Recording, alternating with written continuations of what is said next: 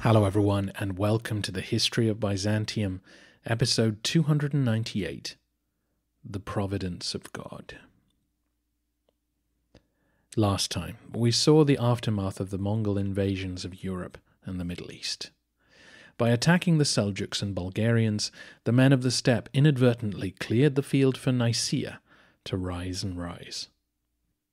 John Vatatzes was able to lead his troops all the way to the outskirts of Dyrrhachium, seizing territory for his empire. He died after a long reign in which he'd achieved much, but he left a complex legacy for his son. The European territories of the empire were not going to be easy to reincorporate into a centralized state, nor were the Roman aristocracy of that region. Confusingly, John Vatatzes' son is always referred to in the scholarship as Theodore Laskaris II. You may recall that Vatatzes is used by scholars for disambiguation. John actually used the name Ducas on most of his documents to associate himself with that side of his lineage. His son seems to have preferred his mother's name and chose to associate himself with the founder of the Nicene revival. We are now firmly in an era where choosing surnames to suit your political goals is the norm. Theodore II was born around the time his father became emperor, making him about 33 when he ascended to the throne. He was given a first-rate education and took to the scholarly life. We actually have more surviving texts, self-authored by Theodore, than for any other emperor since Julian the Apostate back in the 4th century. He was not just a bookworm, though. While his father was campaigning in the Balkans, Theodore was left in charge of Anatolia, travelling the length of the realm, inspecting troops and dispensing justice. He was more than ready to take charge of the ship of state. And he needed to be, because as soon as Vatatzes' death hit the headlines, everyone in the Balkans began agitating. The first to move was the Bulgarian Tsar Michael, who retook a number of Thracian forts, while his forces further west ejected the Roman garrison from Skopje. Theodore sailed over to Europe in early 1255 and rushed to chase the Bulgarians away from Adrianople. The swiftness of his response alarmed the Tsar, who bid a hasty retreat. It was arduous work retaking each of the lost forts, but that's what the Nicaeans did, with the exception of a particularly impregnable mountain stronghold which Theodore's generals refused to tackle, as in they disobeyed orders. More on that in a moment.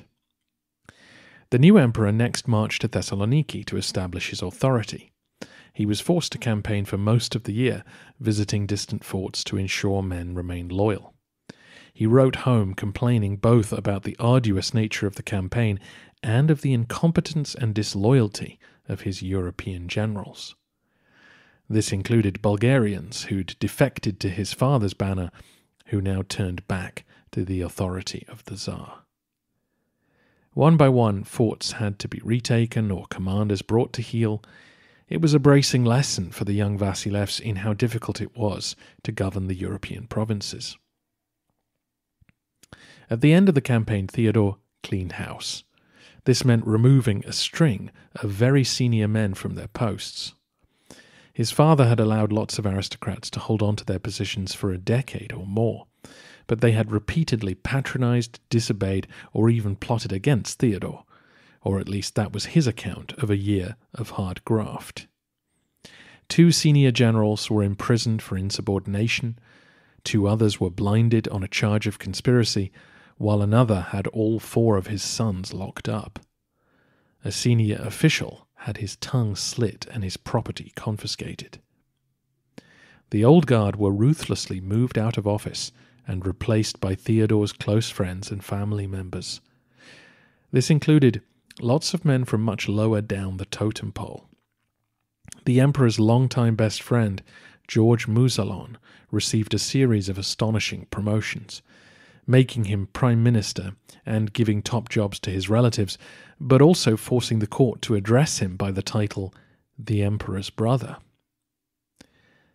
As you can imagine, these moves put the noses of the established aristocracy right out of joint. And Theodore didn't stop there. During his reign, he arranged prominent marriages for all of his favourites, while keeping his own daughters out of circulation. This caused great resentment. It was one thing to relieve men of their military posts. Hey, that happens. But allowing interlopers to marry up, while you deny the rest of us the chance to, well, that could reorder the aristocratic pecking order, and we don't like that one bit. In spring 1256, the Bulgarians invited 4,000 Cumans to enter Thrace on a plundering expedition. Again, Theodore crossed the Hellespont and chased after them. His new generals, knowing what was expected of them, tracked the invaders carefully, forced them into battle, and slaughtered them. The Nicaeans' own Cuman auxiliaries were vital in their improved performance against the nomads. Theodore spent the summer in Thrace negotiating a peace treaty with the Bulgarians, which saw the return of both the impregnable mountain fortress and the town of Skopje, a tribute to the success of the Nicaean army. The Bulgarians fell into civil war over the next few years and ceased to be a threat. In September, Theodore marched again for Thessalonica. There he met with papal envoys in another attempt to negotiate for church union, while also overseeing a wedding between his daughter and the son of Michael of Epirus. Michael's son, Nicephorus, was given the title of despot and thus an official place in the Nicaean hierarchy. This was meant to secure peace between the two sides, but Theodore's heavy-handed diplomacy rather spoiled the party. You see, Michael didn't attend the festivities in person. He sent his wife. She negotiated the marriage, and the emperor demanded that the Epirites surrender Dyrrhachium as part of the deal. Capturing the great port city would give Nicaea control of the entire Via Egnatia, and it seemed to Theodore a reasonable price for peace. But with Michael's wife and son in Thessalonica as honoured guests, well, it had the air of a hostage negotiation. Dyrrhachium was duly surrendered, and the marriage concluded, but the peace would not last. As expected, Michael of Epirus launched an attack on the border forts of the Western Balkans in spring 1257. He wasn't just insulted by the loss of Dyrrhachium, he was really worried about the growing power of Nicaea. With the Latins enfeebled and the Bulgarians murdering one another, who could stand against them? Michael enjoyed his independence. He didn't want the return of central imperial control, and so he looked for allies. He found willing accomplices amongst the Albanian chieftains of the mountains around Dyrrhachium. They were even less keen than he was to see Roman officials swanning about the place. He also found receptive ears further north, in Serbia. He managed to stir both sides up, taking the newly minted Nicaean garrisons by surprise. Our historian George Akropolites was now the governor of Thessaloniki, and led the response to these rumblings. He was shocked to discover the incompetence and disloyalty of the men who Theodore had placed in charge of these border forts. They seemed willing to switch sides or abandon their positions at the first whiff of danger. Epirate forces seized Varia and Ohrid, and so Akropolites set up his forces at Prilep. But it was at this point that a Serbian army appeared, and the Nicaean general was trapped inside the fortress. Theodore ordered his other generals to offer support, but afraid that they might not be entirely trustworthy, he refused to allow any of them to command enough troops to relieve the siege. Eventually, Akropolites surrendered to the forces of Epirus, a great humiliation for Nicaea and a green light for the other Balkan powers to begin nibbling away at the borders. The emperor was unable to respond immediately.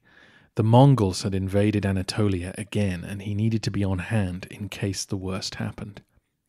The Seljuks were defeated again, and Mongol troops now moved onto the plateau, from where they would launch operations into other areas of the Middle East. the walls of Iconium were knocked down to prevent further Seljuk resistance. The Sultan, Caecus II, fled to Nicaea after the battle. The Romans were able to act as intermediaries and get the Sultan reinstated. They also used classic diplomatic tricks to impress and intimidate the Mongol ambassadors. As they headed for Nicaea, the Romans took them through multiple mountain passes, implying that all of western Anatolia would be difficult for the horsemen to navigate. At each turn in the road, troops in full armour would greet the ambassadors to suggest that the Nicaeans were tough and highly organised. Once they reached the emperor, he used all the old tricks. Seated high above them, he appeared from behind a curtain so as to seem mysterious and powerful. The smoke and mirrors seems to have worked, since the Mongols accepted their peace overtures and even began to negotiate a marriage alliance. Caecus had not travelled alone to Nicaea. He brought with him a Byzantine exile, one Michael Palaiologos. As you may recall, Michael was the son of the man that Vatatzes had installed as his first governor of Thessaloniki.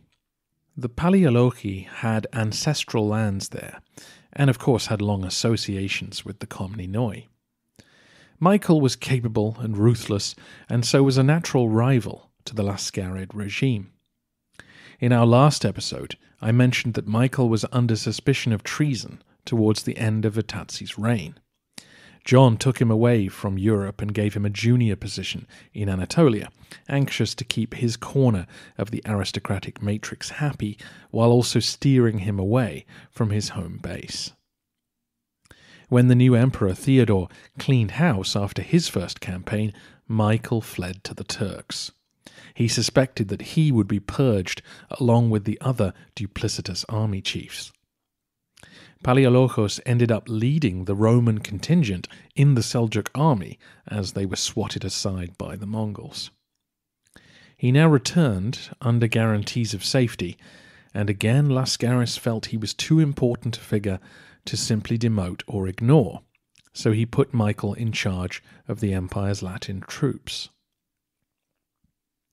The Vasilevs should have been planning a campaign against Epirus in early 1258, but he'd fallen sick, with what turned out to be a debilitating illness.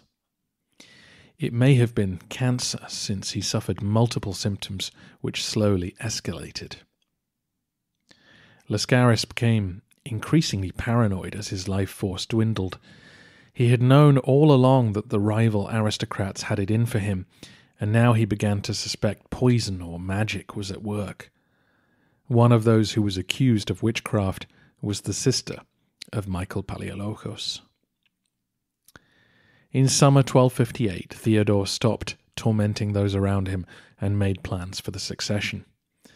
His son John was only 8, but he made the court swear solemn oaths to protect his rights. Naturally, George Moussalon would be regent and would take on full imperial powers. On the 16th of August, in the palace at Magnesia, Theodore passed away. He was only 36 years old and had ruled for just under 4 years. He was buried in the Sosandra monastery next to his parents. Sadly, after his death, most of his worst fears were realized. It took just a few days for the bitter aristocrats to make their move against the Laskarids. At a memorial service for the dead emperor, a commotion was caused, and the Latin mercenary corps moved in and murdered George Moussalon and his brothers. It was a shocking act of treachery, but it clearly had the full backing of an influential group of noble families. Of course, the commander of the Latins was presumably responsible for the assassinations. Remind me, who was that commander? Oh yes, one Michael Palaiologos. Palaiologos acted quickly to have himself chosen as the new regent for the boy emperor, and then by January 1259 had managed to convince enough people that he must be crowned as the senior Roman emperor, literally receiving his crown before Laskaris' son in a dual ceremony. Michael then purged all of Laskaris' supporters from government, reinstating many of the families who'd been prominent in Vatatsi's reign and extending this largesse to others who needed to be courted.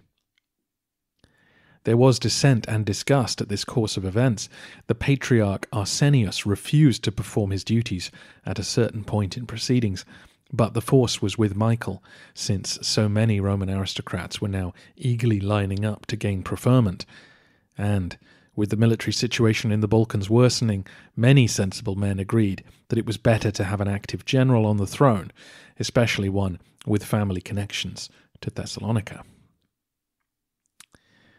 I always feel sorry for the child emperors in these situations, and to cut to the chase, poor young John Laskaris would eventually be blinded on the senior emperor's orders. There will be consequences for this, as we'll get to in a future episode. I mention it now, though, because this entire episode tells us important things about the enduring legacy of the Komnenian system of government. Let's have a moment to think. Did any of the events we just covered sound familiar at all? In a sense, the reign of Theodore Laskaris II and the coup which followed his death managed to reenact many of the events which followed the death of Manuel Komnenos some 80 years earlier. Like Theodore, Manuel spent the last few years of his reign trying to appoint men he trusted to administer the realm rather than relying just on family members of dubious competence. This left the door open for Andronicus Komnenos to appeal to those who felt left out when he took power, and then he liquidated Manuel's young son. Fast forward to Isaac Angelos' reign, and he was blinded on the orders of his brother, Alexius Angelos Komnenos, who came to power at the head of an aristocratic coalition. Some of the families who backed him then had descendants backing Michael Palaiologos now. Having a coalition of aristocratic families so heavily involved in the running of a supposedly autocratic centralized state had created a series of problems that the Romans had not been able to solve. Theodore Laskaris II was trying to run the state with men loyal to him, something emperors of the past had always done. But now the army was led almost entirely by men with aristocratic names, men who had connections to different parts of the Roman world, which the Nicaean-based emperors needed on side. The echoes of the past in these events show that despite being a new state in some ways, Nicaean politics was still operating on the Komnenian model, something I'm sure we will return to in the future. Now, for reasons which will soon become obvious, I'm not going to fully introduce our new emperor. He will get that treatment in a future episode, though, I promise. But for now, let's just continue the story. Michael's first order of business was to gather his army and get it across to Europe, because the situation there was looking dangerous. The death of Theodore II had given Michael of Epirus an opportunity. The time to strike was now. The despot had already seized a few targets the previous summer, and he now built an anti-Nicaean coalition. He reached out to the remaining Latin powers in the south, those of Athens, the Peloponnese, and the Aegean Islands.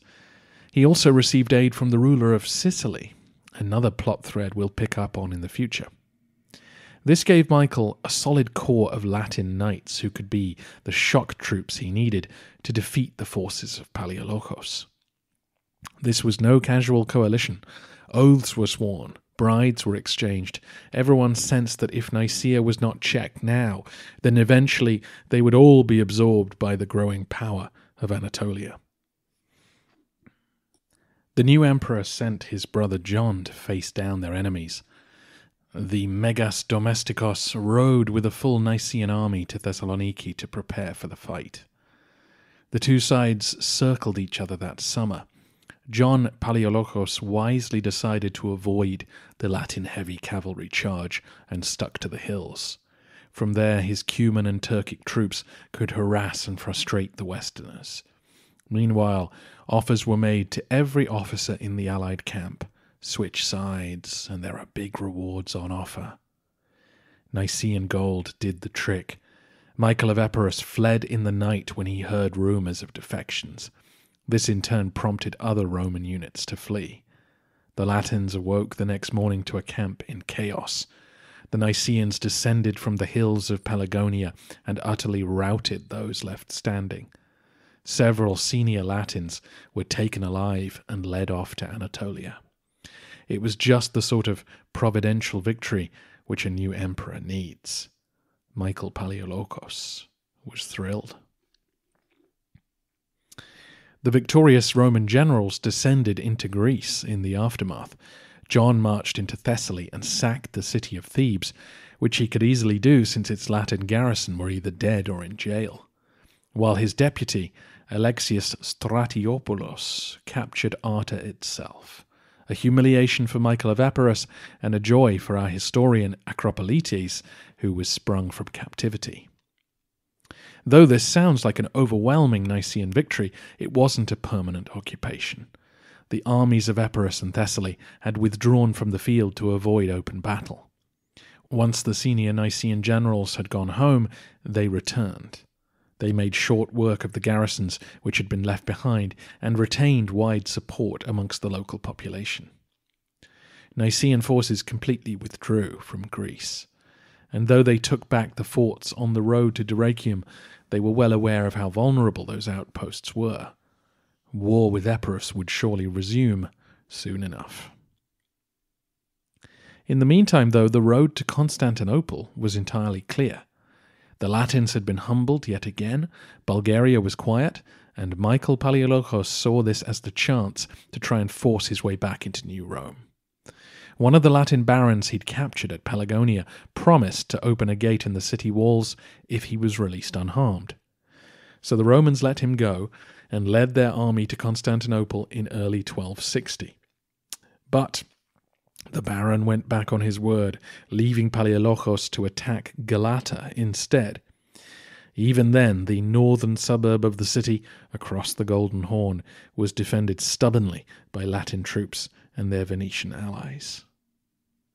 So the Vasilevs began negotiations with the Genoese, offering all sorts of concessions to get them to aid him in an assault on the city. If the Genoese could neutralize the Venetians, then the Romans were confident that they could knock the Latins out of the picture. While he was working on this deal, Michael of Epirus yet again broke out of his home province and began testing the loyalty of the Nicaean garrisons. So the emperor dispatched his general, Alexius Stratiopoulos, to patrol the frontiers. Alexius crossed the Hellespont and began marching through Thrace. As he did so, he was approached by local Romans who told him that Constantinople currently stood unguarded. As you know, the Latin army that occupied New Rome was so small that they hadn't been able to take action in Thrace in well over a decade. The Emperor Baldwin II spent most of his time begging allies in the West to send him aid, as we'll hear more about next week.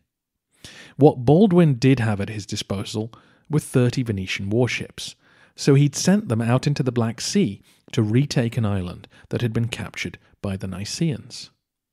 The garrison left behind to man the Theodosian walls was tiny, and these local Romans offered to assault the guards at a certain gate and open it to the Nicaeans. With little hesitation, Stratiopoulos drove his men towards New Rome. They arrived on the 25th of July, 1261, and lay in wait for the signal. Inside the city, the Roman volunteers and a few of the general's men used ladders to climb an unguarded part of the Theodosian walls. They then crept along to the guard post at the Salimbria gate. There they murdered the guards, hacked the locks off the gates, and flung them open. It was the early hours of the morning, and the Nicaean army entered the city and pushed north towards the Vlachernae palace. Panic spread as news of their advance became apparent. Baldwin II woke up to discover the palace in tumult and Byzantine troops breaking down doors. He fled in a panic down to the harbour and boarded a Venetian ship, leaving his imperial regalia behind. Stratiopoulos followed him, but began to worry. He was not at the head of the full Nicaean army, just a detachment. What if the Venetians came back and fought with them in the streets? He took advice and began setting fire to the Venetian quarter of the city. This drove the people there out onto the streets in terror. The people here were the wives, children, and servants of the absent Venetian sailors. These families ran down to the harbour on the Golden Horn, desperate to be rescued. By now the fleet had been tipped off about what was happening and was racing back. But when they arrived to find their wives and children weeping on the docks and the city on fire, they decided not to stay and fight. They loaded their dependents on board their ships and set sail for the Aegean. To the shock of everyone, not least Michael Palaiologos, the Romans of Nicaea had retaken Constantinople. The emperor had to be told the news by multiple couriers to be sure it was true. He then gathered the court to tell them the joyous news. As Acropolites puts it, "By the providence of God, the city of Constantine again became subject to the emperor of the Romans in a just and fitting way after being held by the enemy for 57 years. Something of an anticlimax after 5 decades of struggle. But such was the weakness of the Rump Latin Empire that it only took one mistake for the entire edifice to crumble. The Nicaeans were able to enter the city, move their capital there, and announce with confidence that they had always been the legitimate successors to the Roman Empire. Certainly no power in the region was in any position to challenge them for control of New Rome. Hopefully these past 13 episodes have shown you that this was far from an inevitability. Nicaea could have been rattled by the Turks or scorched by the Mongols, and would never have been in a position to retake Constantinople.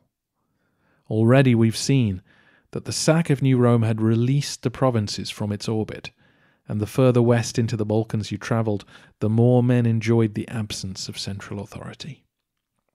Now, the court of Western Anatolia, the most centralized part of the Roman world, is going to move back to New Rome. This will be no simple process. The Roman Empire was not magically back on the map.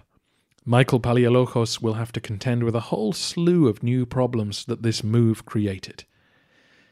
But for those of us with deep Roman sympathies, this is still a moment to savour. The next few episodes are going to cover a few aspects of this strange new Roman world that we haven't touched on yet, before we move forward with Michael entering Constantinople in triumph. So if you have any questions about the past 57 years, do send them in now. thehistoryofbyzantium@gmail.com is the best way to reach me, but you can comment on the posts at the website or on social media. The best discussions between listeners always take place on Patreon, if you're interested in signing up there. In our next episode, we will take a look at the one figure whose vantage point I've studiously ignored, Baldwin II, the longest reigning and last Latin emperor of Constantinople. Historian John Giebfried returns to tell us about Baldwin's life, and there are few figures more Constantinopolitan than Baldwin, and his life story will underline how many times the fate of New Rome could have changed had Western Europe sent more assistance.